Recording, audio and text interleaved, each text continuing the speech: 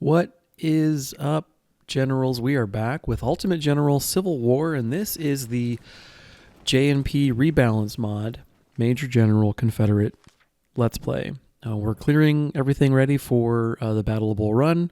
We have 5 brigades, one of whom the new brigade is, I forgot to give it a name, but it's Siegfried and it's melee cavalry.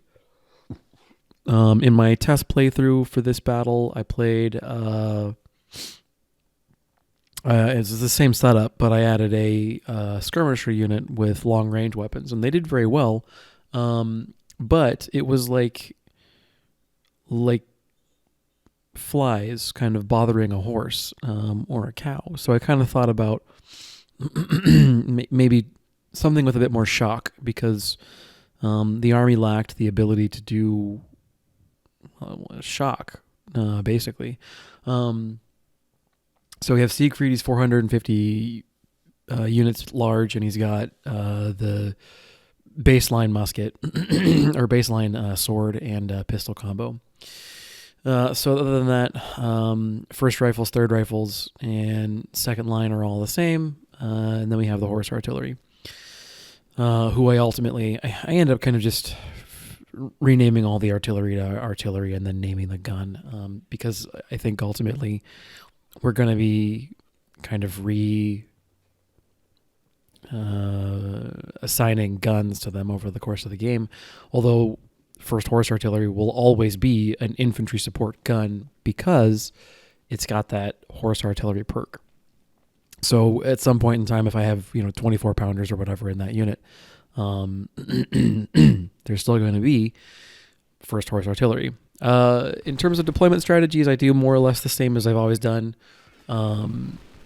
Heavy defense at the bridge. I didn't try the sneaky thing where I put my cannons in the forest to the north there, like I did in my vanilla Confederate playthrough, and that's predominantly because the artillery ranges are so much shorter in this version of the mod.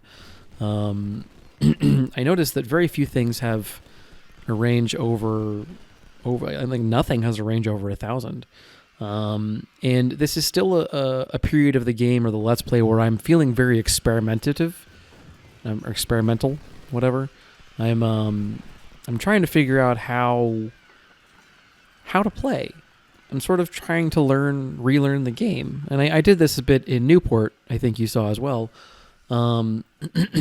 where I'm trying to figure out how competent are gun troops in a melee role, and what things do you need to do to stack the deck, so to speak, in a melee kind of function, or in any function, to be effective in certain roles. So there's some suboptimal things I do here that's predominantly just exploration, and as well, there's also trying to figure out what the best location for some of these units is. One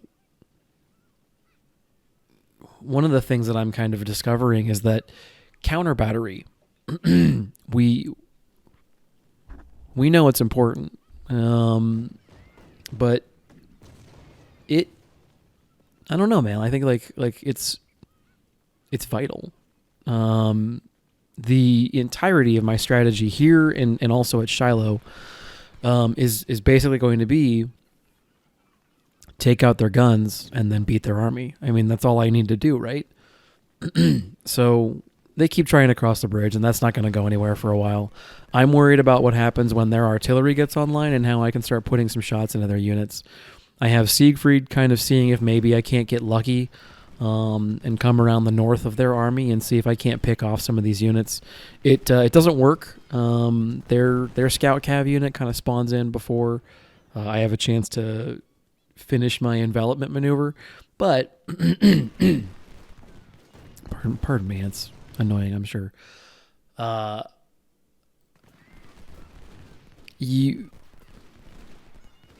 So in the vanilla game, muskets have an effective range of 300, and in the modified version of the game, muskets have the same effective range of 400. And so where in the vanilla I wouldn't have been able to post troops on the edge of the river and pot shot their artillery. Here in the mod I can. Unfortunately, their scout cav unit ends up spawning as 2, and my attempt to double up forces on the front here trying to shoot their cannon has actually kind of bit me in the butt. So fortunately I'm able to get Siegfried to come around, and then I have second line, who is my speed perked unit, getting back into position so that they can counter the scouts. And the balance curve is such that even cavalry charging or fighting fresh infantry or well-formed infantry are going to struggle. And so I hope maybe the dream here was to try and catch them before they cross the river and wipe the unit, and that doesn't work out. But it is what it is. So now I've got the horse artillery trying to do a counter battery fires mission on the second and first U.S. batteries, and obviously firing long range with a 6-pounder is a mistake in every version of this game, and that's the case here as well. But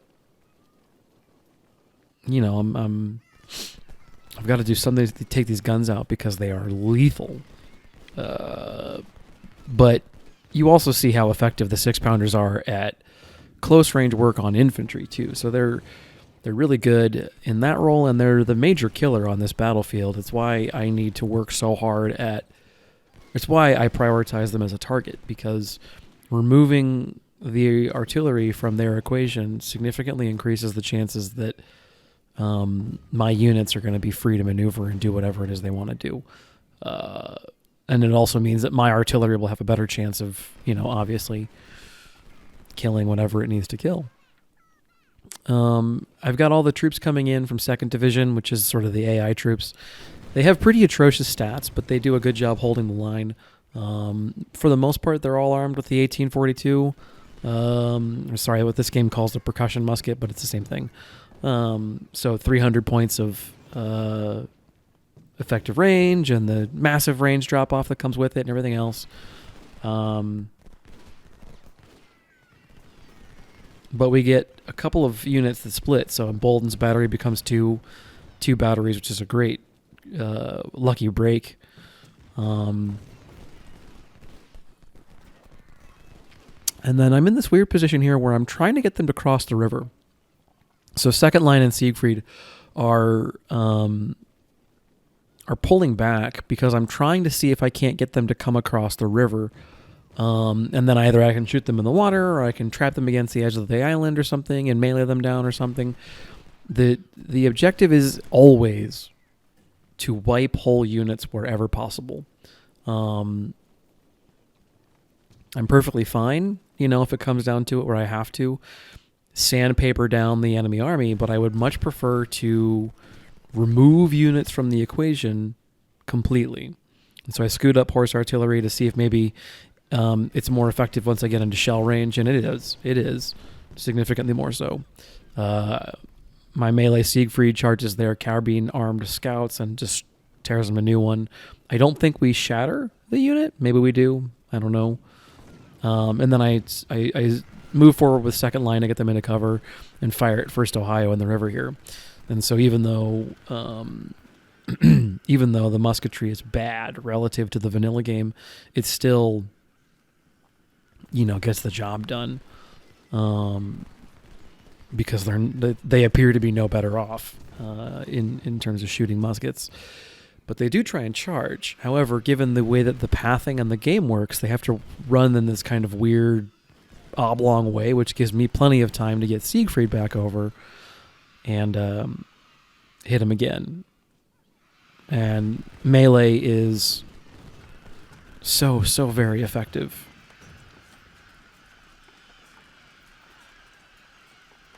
I'll let the results speak for themselves.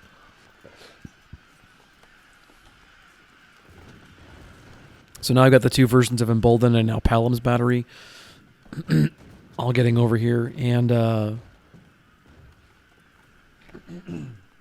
they're all just hyper-focusing on the role of destroying their artillery, removing the artillery from the equation. Yeah, so we do shatter one cav unit because they catch them in the river there. And I figure the AI troops are really good at kind of standing toe-to-toe with the enemy because they've got percussion muskets. Or I don't think any of them have rebors. So they've all got percussion muskets and pretty atrocious stats. But they're all fairly beefy units in terms of the number of soldiers within them. So that part of it actually kind of is nice. In that I can rely on them to kind of do a lot of the standing and holding the line.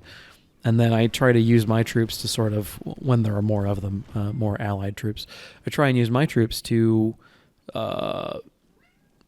handle all the flanking, pushing in flanks and that kind of deal. So I push the first horse over to the river here, and this is a mistake. I need to push them a little further back because they're still effective at shell, but now they're in musket range or rifle range or whatever. And so they start taking shots almost immediately. And then they also get shot by the horse artillery, or by the 2nd U.S.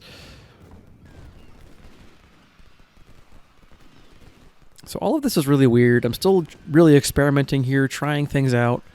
I make no promises that any of this is optimal in terms of the way that I'm playing it. It's a combination of what I know works in the vanilla game and then kind of, oh, they told me this stuff is more powerful, or they're like, oh, melee is very effective and everything else. So I'm trying to figure that out. Plus, I'm still trying to figure out, like, is there any value in the one perk, the marching speed and charge damage perk, because baseline musketry is so bad that I'm trying to figure out, like, is it worth it? And I think I come to the conclusion by the end of Shiloh that the answer is no. That the smart play is to spec for accuracy in that first one, and then if you want to go for speed, do so later on. Do so for your second perk. But effective fires is so vitally important that you just can't get away from it. You can still see I'm just directing the lion's share of my effort towards removing their artillery from the equation wherever possible. That's something that if you're commanding troops in the Rebalance mod, or frankly the vanilla game, you should keep that kind of thing in mind, but you should really, really be keeping it in mind in the Rebalance. The artillery is the killer. Musketry is nice to have. It's certainly, not going to be a thing I'm going to complain about, but musketry will not be the lion's share of your kills by any stretch. So keep cannon in mind, all that kind of fun stuff. Here we see some of the variability modifications kind of coming into play. So look at Key's unit. He's got 1,700 men in his brigade, and he's split. So there's now 3,400 units in Keys, and each brigade has decided to go one way or the other. And there's also Porter now kind of hemming in my north, and he's got 1,700 as well. That's something I'm going to have to get used to, is how large the units are in the Rebalance on the AI side. So I like to keep my units on the smaller side relative to where the game might have them. So like in the vanilla game around here, I'd be having, 800 men or 8,000 men as my unit size. So that we're not that far off from where the vanilla game would have you sit. But we pretty rapidly start pushing up those unit sizes far beyond where I think the vanilla game would allow meaningfully you to have those troops. And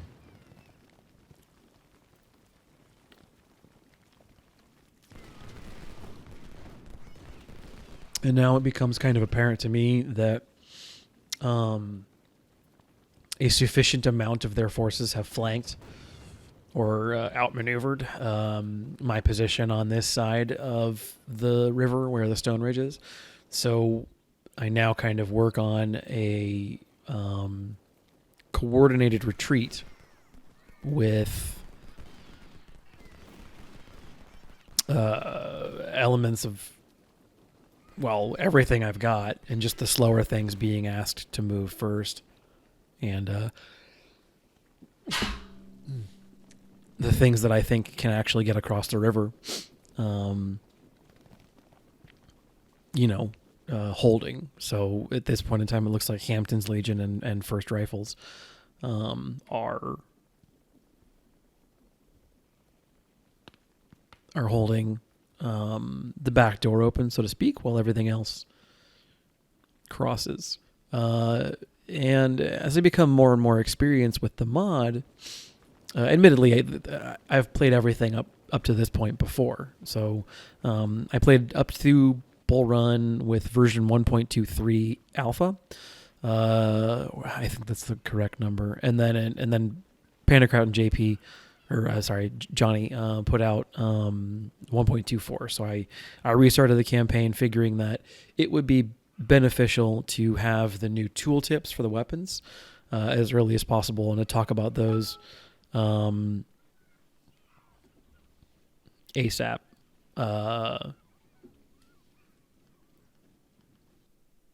Because they're the play experience that a new player is likely to experience. So it would be nonsensical for me to have the old tooltips in a video about the series. Also, it would give me the opportunity to make use of some lessons, if any, about the game. So I figured, okay, well, why don't I go ahead and just play those battles over again and hopefully not make some of the same mistakes. Plot twist, I make plenty of new ones, so it's fine. So in terms of the visualization of the strategy for this map, or the plan, we get a pretty beefy, pretty lucky roll in terms of split units from Stonewall Jackson's core. So, frankly, it's probably a division, but whatever. We get I think a total of 3 new brigades on top of the units we get from Jackson. So it allows me to establish a very beefy front line that Jackson can command. So I'm running my troops here. This little cluster around Beauregard, they're the sort of the fulcrum around which the entire Confederate line ultimately ends up pivoting. They take plenty of losses, but they're AI units, so I don't care. And that segment holds because I have enough stuff from Stonewall that they never end up getting outflanked.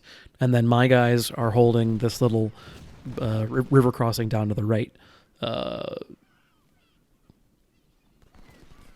where Rebel Fiasco's forces are now lined up. So we with the artillery and on the fact that I've got 2 rifled units, are able to stop dead in its tracks any attempt that the AI makes to cross at the eastmost crossing.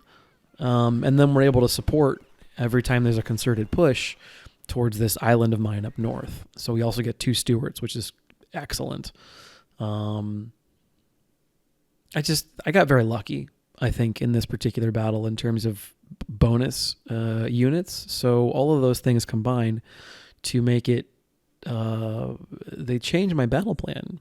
Because usually I have to give a lot of ground with Jackson's core. So Jackson can kind of come in and be kind of a pain in the ass, but ultimately he has to kind of do a fighting with retreat back to this triangle of trees up by Henry Hill. And because he has so many troops, he's able to sort of actually hold the line, which is also what these guys do. So Bartow, B, Imbolden 1 and 2, and then Hampton. That grouping up there is, I'm able to continue to support it with my troops and the existing artillery, and then we get some more reinforcements from Jackson. Or actually, I split off some of the units from Jackson's command to come support up north. Phantom Cav. And all these things kind of work together in allowing that bastion up north, which typically also has to give ground, to hold a little longer. And because it can hold, ultimately I'm able to use it as a pivot point for the entire army.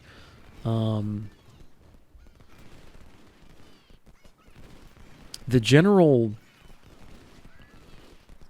pace of the game, I know I complained about it a bit early on, the slow movement speed and the slower pace of the actual game itself. It doesn't strike me like it's probably the same as you saw me in my Union game. I played an awful lot in, half speed or 3/4 speed or whatever it was. Anyway, so a slower pace of the game gives you the opportunity to catch up, because this is a game that can be very unforgiving. If you lose track of what's happening at a certain portion of your front for a couple seconds, stuff can fall apart really damn quick. So having having the base game speed be a little slower is really nice, in that it makes keeping up with some of this stuff much more bearable.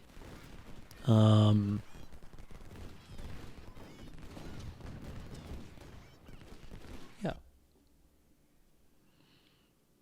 And the quality of the musketry here is, let's be honest, not fantastic, but it's not fantastic on the AI side either. And Jackson's Corps has more than enough artillery. That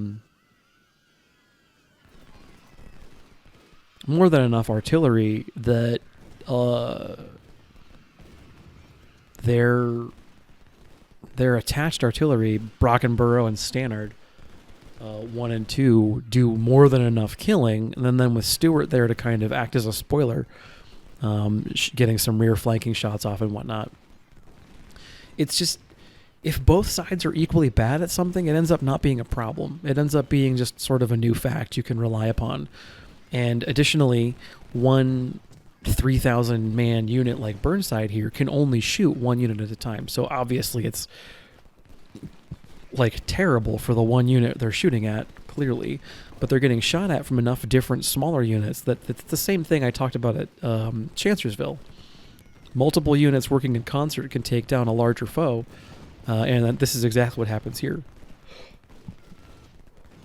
We have enough small units in Jackson's command that we can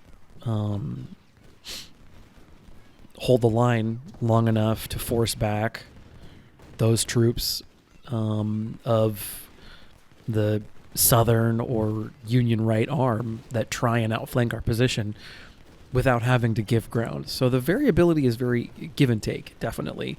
It's good and it's bad. There are some things in the variability would kicks in that might make strategies that tend to work in the past impossible because the numbers are not in your favor. Then sometimes it can make these battles that are a little different really work in your favor. So Stewart has been in 2 battles now and has used different guns every time. And he's now got, I think it's a Smith carbine, I think is the right name for the gun. I'm not sure. So I'm still working on counter battery, taking out Hunt. I'm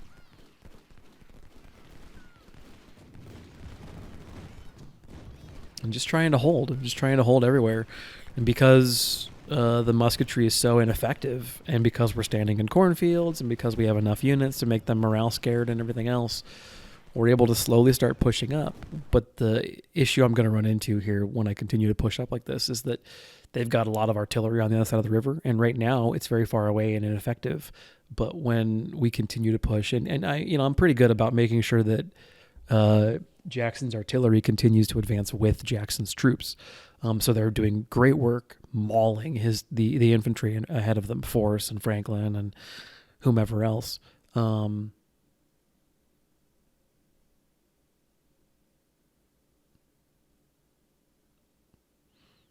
I guess I must have gotten a drink.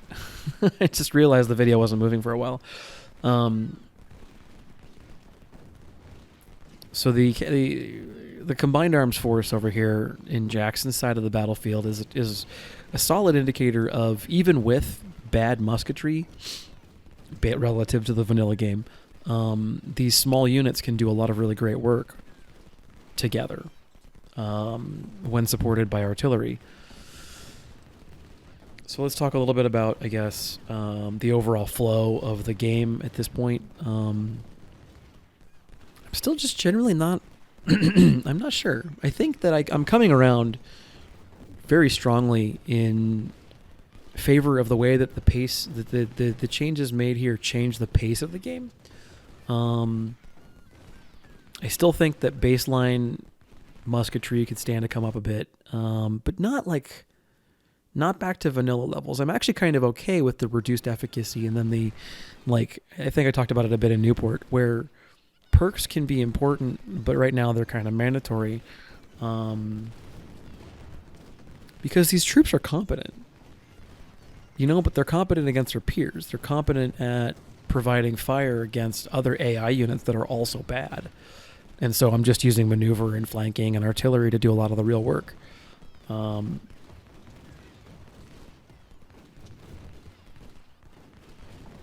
I'm having fun, and I'm not playing on slow-mo. I'm not worried about what happens if I stop paying attention for half a second and a unit, finds itself in the wrong firing arc.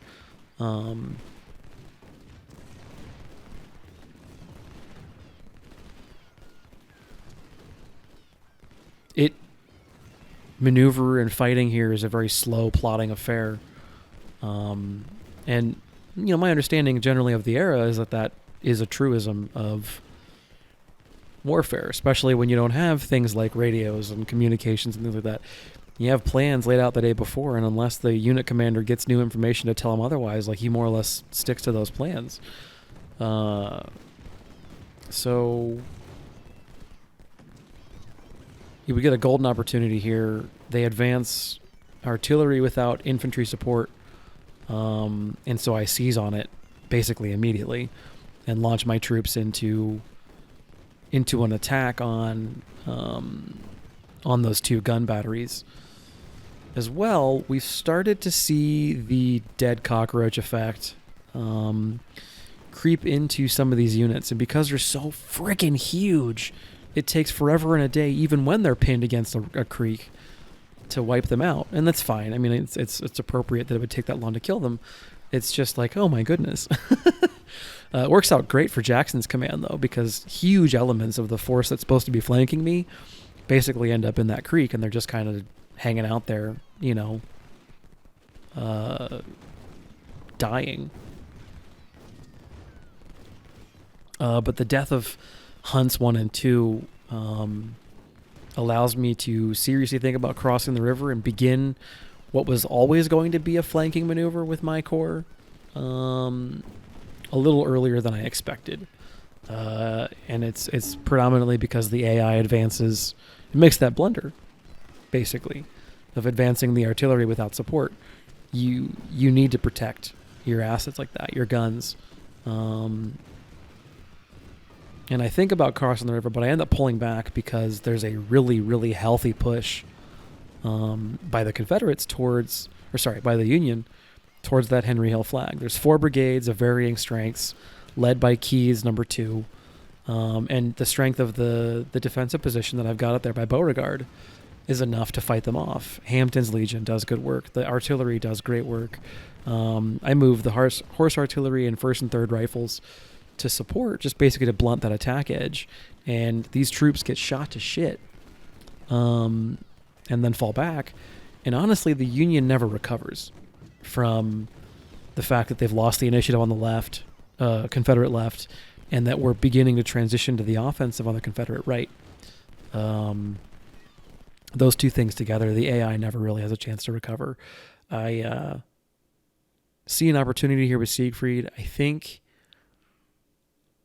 I'm still not sure if this was the right call or not. So it works out in my favor, but I wonder if it was not a mistake. So there's Siegfried by himself, and then there's 3 batteries of artillery, all unprotected with the exception of Keyes, who just got done routing. So he's there, and his shield isn't glowing anymore, so it's true that he has collected himself. So he could potentially put out some fires, but they maybe wouldn't be terribly effective. So I move in on this cav. I'm not so sure it's a great idea, but I do it. And I immediately wipe out one of the units. And I say okay, well, that worked out. And I took, 5 casualties in the process. So at this point, I'm kind of okay, let's let's push our luck, basically. So we're still just kind of working on wiping things out down here, shattering units wherever possible, especially that artillery, that kind of deal. I let Siegfried rest, and now the AI is kind of hip to my jive, and they know kind of what's coming. So they pull back their infantry. I did try crossing again from a different angle.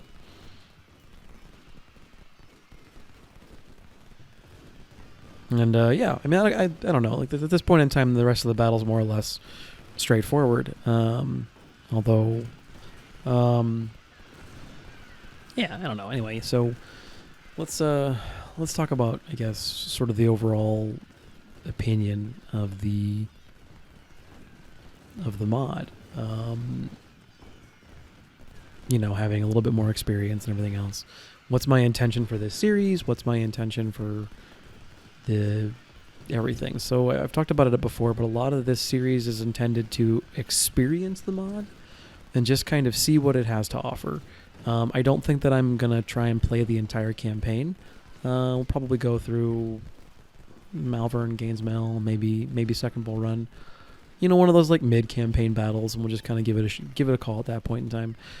But I've seen some like references to, you know, 44 gun artillery units and 6,000 man brigades and whatnot. And like I look at this game and I say like, Jesus, I don't know, man. Like 3,000 man brigades don't fit anywhere. What the hell is a 6,000 man brigade gonna do? So it's one of those like, okay, well, we'll just sort of see, I guess.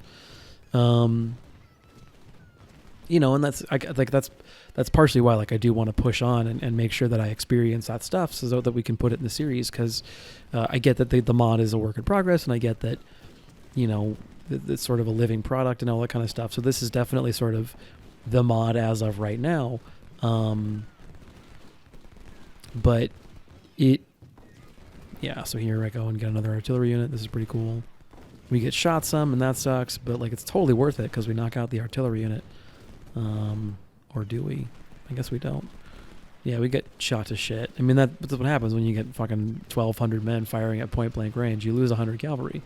Now, frankly, from the vanilla game, 100 cavalry is getting off really light from that kind of a situation. So there's definitely a lot of like, that's what I'm talking about in terms of what's happening in terms of the play. There's a whole lot of what can I get away with that I do in this part of the series. So for whatever reason, Ailes here like crosses the river. I don't know. He Oregon trails and floats the shit across in a wagon or something. So yeah, we got this unit here has just been trapped in that river the entire time. We got Howard breathing down our neck. We've got Union artillery at point blank range shattering the fuck out of Jackson's corps, but I want to keep pressing the advance because I want to put musketry directly into these batteries, because I'm thinking like, how else am I going to get them off my back? The artillery, I don't have enough assets that can do counter battery work.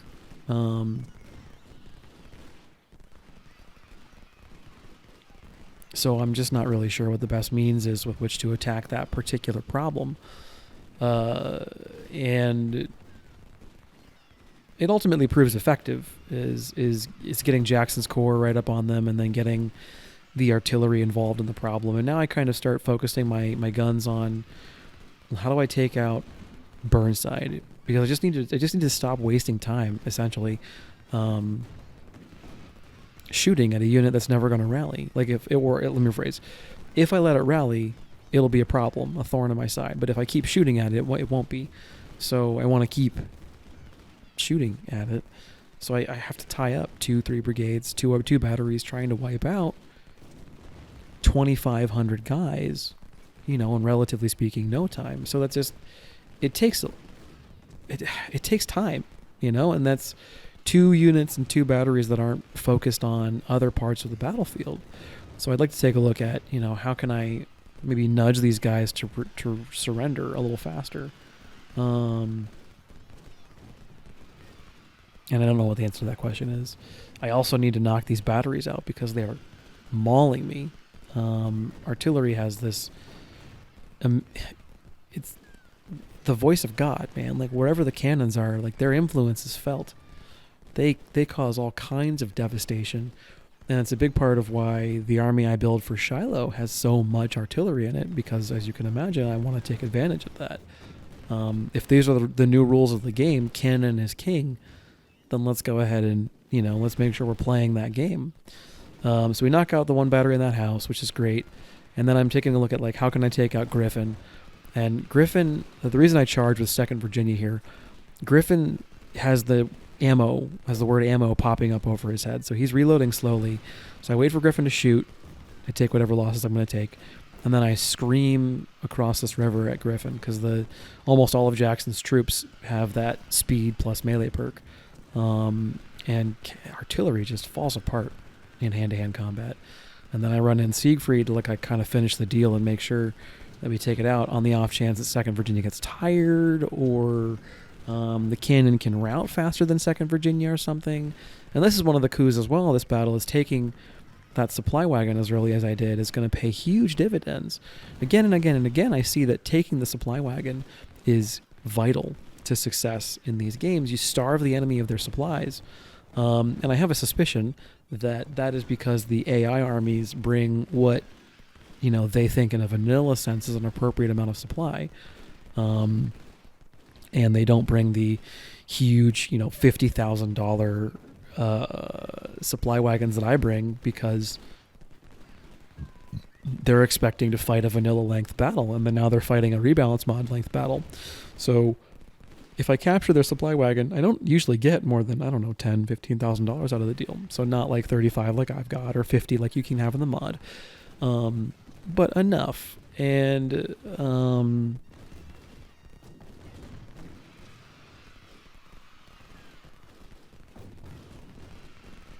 so I take their supply wagon and then I run it. You see that little red dot in the bottom right corner, kind of working its way around the edge of the map back to my lines.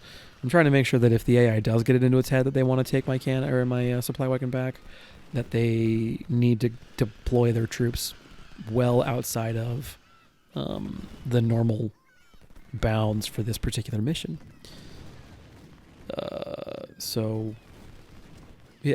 Jackson's troops have more or less kind of boxed in all of the forces involved in that flanking attempt. His command is mauled, but it's not that bad, actually. Like, we lost one whole brigade shattered. Brigade? It was 500 men. It was like a regiment. We lost one regiment. And there's a bunch of other ones, all working up. And because of the variability rule, I had, 3 more than I should have had anyway. So I'm not feeling it all that hard. And now they're all in the creek, and it's basically just free kills. It's a shame that I can't have my troops down there farming the kills, but I'll live. It's fine. You have so much opportunity to get these great kill ratios in the rebalance mod if you carefully utilize your troops. That you should be fine, basically. But again, the artillery is just murder over down here. The other thing that's kind of really interesting is I've never seen this battle not end in the creek one way or the other. So the Union version always ends up in the creek down at the bottom of the screen where the Confederates spawn in the first place, and the Confederate version always ends up basically right there where Jackson's troops are doing the thing. And I don't know if it's a function of the aggressiveness or something else that J&P have programmed into their mod, but these guys, I've played this battle twice now, and both times it ended up this way, where the Union command kind of realizes they're screwed, and they retreat back the way they came. It's very smart. It's very smart. It's much more intelligent than trying to die in a creek. They go back and they try and retreat, from where they entered the map from. It's very smart. They run to the edges. They try and stay away from my troops. They do their best not to get themselves kind of blocked in. It's very cool. It's very, very cool. So I'm just kind of continuing to focus on routing entire segments of the Union line. And then ideally get Jackson's troops to help close the flank even better. Because right now it's still not perfect. We're wiping out the last battery in the north there. We got my troops coming in, like all that kind of fun stuff. And now we have Joe Johnston's troops as well. So we significantly outnumber the Union at this point in time. And it's just keep going, man. Keep pushing, keep pushing. So, yeah. Keep on coming. The flow of the battle, however, and this is the kind of the nice thing, is that I say, oh, the game feels different. And yet these battles more or less play out basically how they always have.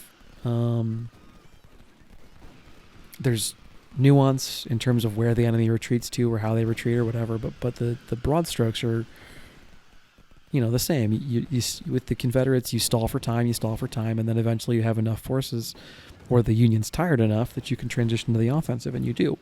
And that's the nature of this battle, again and again. So yeah, I don't know. I think like they do a good job of changing the flow of things. Like I've come around in favor of things being so slow. Because there's always the fast forward button if you want to go faster. But the game assumes, this is what the speed, the rebalance mod assumes is normal. And what I've discovered is that this normal is enough that I can keep up with it. I can keep up with the speed when I'm like commanding large battles like this or Shiloh, because I've played up through Shiloh. And in the vanilla game, I played so much of Shiloh at half or 3/4 speed or whatever that single hash is in the bottom. I play so much of the game at that speed because there's so many moving pieces, I can't keep track of all of them at the baseline speed. But there are times when I want to hit fast forward in this game because I'm just waiting for something to happen, or because I'm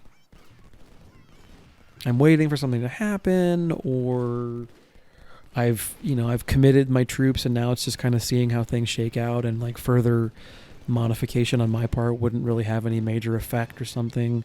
And I think Panda mentions in one of his comments that the 2-arrow fast forward would be about the same speed as the vanilla game, and then the 3-arrow is slightly faster than fast forward in the vanilla game. So yeah, I mean, like all those things combined, you've got access to a lot of really good splits for the timing, where you can play it slow enough that you can keep track of what's going on in the field, and you can play it fast enough that you can just kind of let things play out, and both work, which is very, very nifty.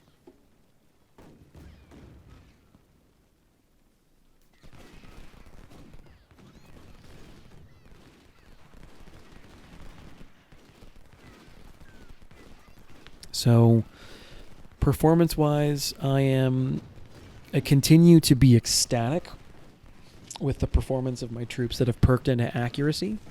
I think that there is... I don't know. And this could just be a playstyle thing. I still don't think that the movement speed perk and the charge damage perk are worth it on infantry. And that's the caveat I want to put there. I think shock cavalry absolutely has a place. But I don't think that melee optimized infantry are going to succeed in this game. Fire is less accurate, so in that regard it's okay. But perked appropriately, musket fire is so effective that it can... the units just... they get more kills and they don't take as many losses, so they level up faster. Other thing I run into is that while the infantry musketry may not be terribly effective, the artillery is deadly. And to be charging into melee almost invariably means you're charging your infantry into range of at least shell, if not canister. And that is a recipe for extremely high attrition and loss rates on your units. And it's just... I don't know. I don't know. My experience has thus far been that it's just not worth it. Now, that said, melee cavalry can really do some serious work. And I would say that using traditional infantry and cannon as the basis of your fire base, so shooting units until they rout, and then having a brigade of melee cav ready to charge in there and fuck them up, or make good on the fact that they're routing, because they being JNP have provided significant debuffs to the melee statistics of units that are routing, which makes perfect sense. Units that are routing aren't going to be able to effectively coordinate melee attacks. It's one of the things I didn't like. Chasing routers should not be as dangerous as it is for the basic infantry, and yet it usually ends up being if you have a small enough cav unit, even though you're chasing a unit who's shattered or shattering, it's just not worth it because you take losses in the process. It's silly. So rifled units do great, and by which I mean units perked for accuracy, because I think everything has a rifle at this point. Interestingly, I think there is plenty of reason to think about bringing musket units early in the campaign, and not the percussion musket. That's just hot garbage. But the rebore is fine, and it's a good weapon that has surprisingly okay damage drop off. You pay for it a bit in rate of fire, but it's cheap and it hits hard and that kind of thing. And now you wouldn't want to use it against a unit with Enfields. Okay, sure, obviously. And one of the things that you'll discover as we play through the campaign leading up to Shiloh, I start to really enjoy using light infantry, who you guys probably know from my Union campaign I find to be just not worth it. The sniper skirmishers are cool and they're nice because they can spot, but it's so much micro. Oh my god. It's so much to just keep up with their needs, and they're so fragile, and I just kind of can't be fucked to just do it. I just can't be bothered. So they being Johnny and Panic Route have disabled detached skirmishers, which I actually agree with. Even though historically it did occur. Historically, units always had the ability to split off their skirmishers. From a game design standpoint, I think that, I don't know. I do and I don't agree with it. I do agree with it because, it's nice to limit what your command is controlling and everything else. And there were so many ways you can dupe the AI into charging you, or get yourself out of combat because you can just trick it by splitting your skirms off and that kind of deal. I don't like it because it blinds you sometimes. No, I know that's why you make units that's why you make skirmish units. Okay, fine, sure. But I like to give them just regular infantry weapons. Perk them as skirmishers, operate them as skirmishers, but the sharpshooter weapons that you have access to, at least from the Confederate campaign, are an Enfield carbine thing that shoots to range 500. Okay, that's pretty cool. Or the Whitworth that fires out to 600. And the Whitworth is a fantastic rifle. And I'm definitely going to make proper sharpshooter units. Absolutely, it's going to happen. In the meantime, however, those sharpshooter units that I'm making I'm giving them you have a couple of Lorenzes. You could theoretically equip a unit with Lorenzes in this game right now, and or in the pre-Shiloh campaign, but it's very expensive, and you don't have a lot of them. You have 400, so not enough to really make a brigade out of them. But you could totally make a skirmisher unit out of them, right? So my skirmishers they don't get dedicated skirmisher sniper weapons because I just don't have the income for it yet. What they do get are high-tier infantry weapons. And high tier means they've got pretty good accuracy, decent fire rate, out to 400 ideally, because I want these units firing at nearly max range. And I think the Confederate Army starts to really come online around Shiloh. I felt like the army at Shiloh was a lean, mean fighting machine that could really handle the tasks being put in front of it, because it was finally a combined arms force, and it was finally a combined whole organized unit.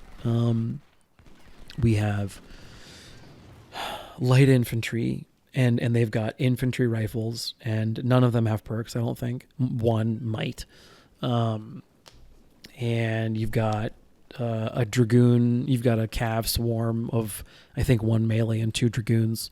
And they predominantly work as dismounted skirmishers or dismounted. Well, the dragoons work as dismounted infantry, and then the main cav is obviously a big brute squad.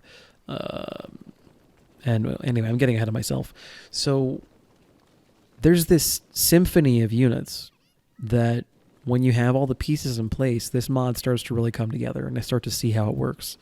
And so some of my like earlier complaints, I think they're unfounded, because I was just disappointed with how Hexhammer performed. But the thing is that Hexhammer, like, I think that's a fix. There's a fix for that. It's either give Hexhammer the generic baseline Confederate infantry stats, or a perk, or don't. When it regards to like the opening mission for the Confederate campaign, I would think about leaving Hexhammer as a skirmisher and just make 2 of them, or make them bigger. Because the opening portion of that mission is not what's hard. The Confederate mission is not hard when you're taking the fort. It's if you're aggressive with your units and you move and you fight smart and all that kind of stuff, it's easy. And Hexhammer is a strong contributor to that with his skirmishing infantry. Where the Confederate tutorial becomes hard in my mind is defensively. And now in the vanilla game, I suppose you can run your troops to that tree line and fight there. Okay, fine.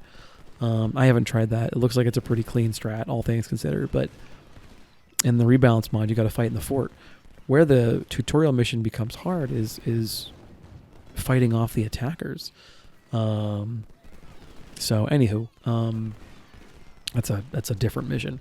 This mission plays out great, and one of the things I'm taking away from these battles is, I think it's fun. I think it's fun to fight these out, and I'm adjusting to what my perceptions or expectations of infantry should be.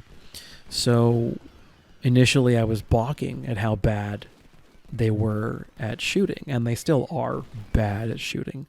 But again, I talked about it in Newport. Historically, rookie units, people who didn't know what they were doing, were so scared they'd fire their musket too high. They'd fire their aim low, boys, is a line you'd hear a lot of units say in Sid Meier's Gettysburg. I didn't know what the significance of that was. Aim low, aim low, aim low.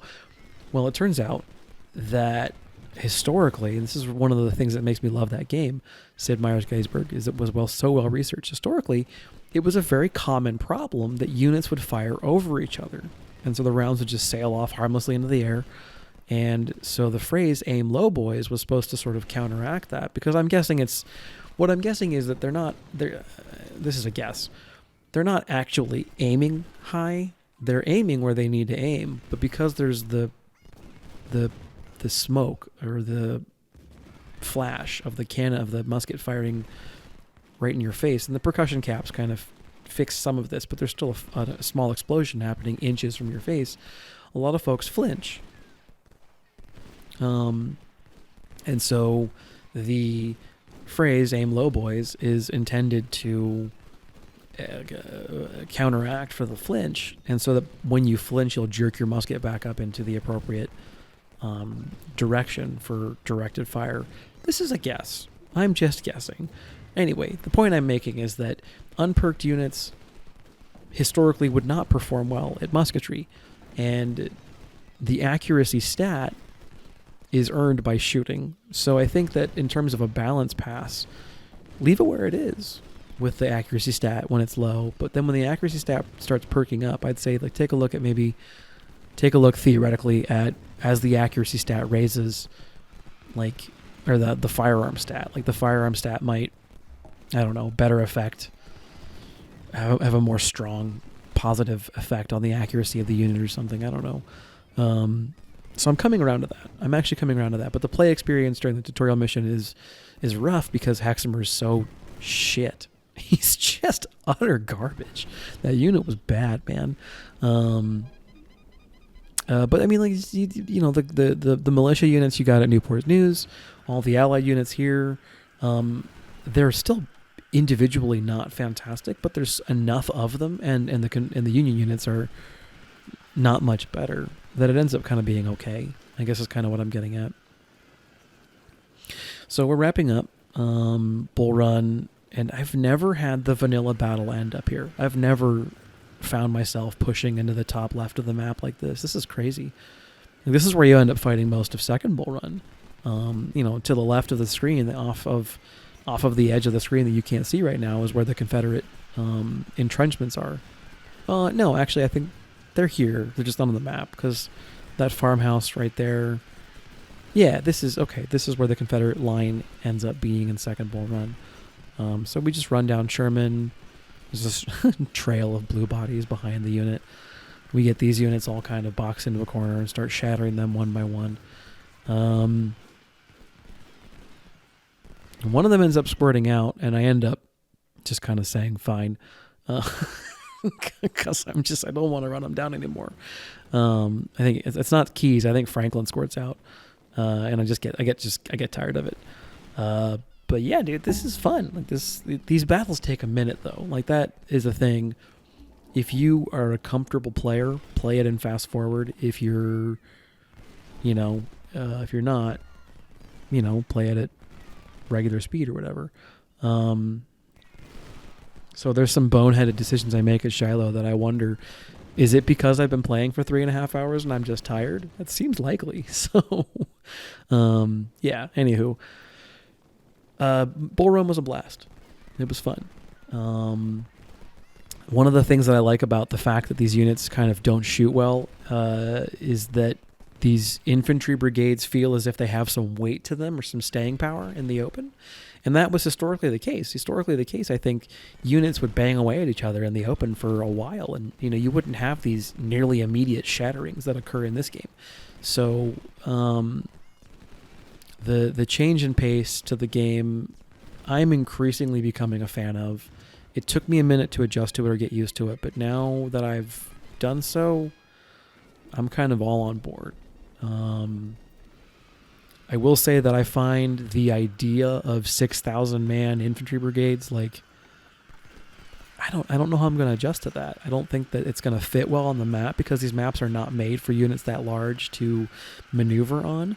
And then historically, I don't think many brigades actually ended up being that large. I think the average size for the brigade was around 2,000, like, 1,800, 1,700, somewhere in there. You look at historical orders of battle, they weren't huge. I don't think. Maybe I'm wrong. I don't know. But anywho, yeah, whatever. We'll see when I get to it. 44 gun batteries sounds interesting. I'm much more like I'd rather have 4 11 gun batteries than 1 44 gun battery. But I don't know. Maybe that's you need to scale that large to meet the threat. Who knows? Yeah, so whatever. Keep running down this guy. Eventually I get tired of it and call it a day. And that's bingo bango. That's Bull's Run. So 5,000, give or take, Confederates to, I didn't see it, 26 maybe for the Union. I'm not that worried about kill ratios. We got everybody except for that one brigade, so it's cool. We didn't take that huge a series of losses in our units, and the performers, take a look. Artillery, cavalry, artillery. Like I keep saying, artillery is the killer in these fights, so you got to watch out for that. The other thing is, and I unfortunately in the screen here I kind of zoomed past it, but the XP progression chart for these units has really been changed.